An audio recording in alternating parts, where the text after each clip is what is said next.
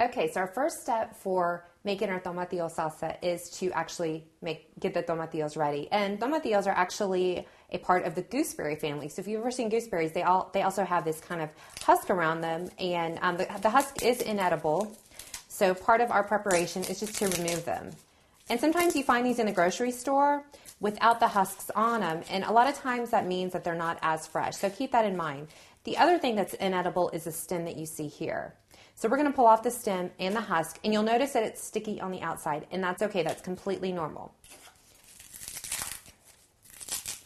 And this recipe is actually my mom's recipe, and we grew up eating this all the time. In fact, we had people coming over just to eat my mom's chicken enchiladas. So I'm glad I got this recipe and I get to share it with y'all.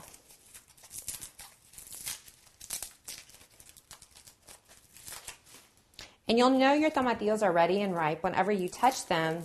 They should give way just a little bit, similar to a tomato, just like that. They shouldn't be too hard, but just give in just a little bit. And we've got just a few more to go here. Oops.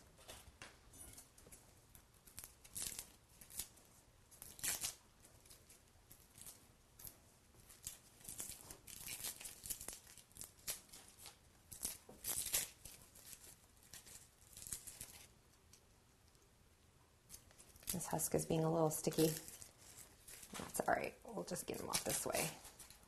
Sometimes they stick, but you know what? We're going to boil these, so if there's any leftover pieces of husk, we'll be able to fish them out. So don't worry too much if they stick a little bit. And this is our last one here.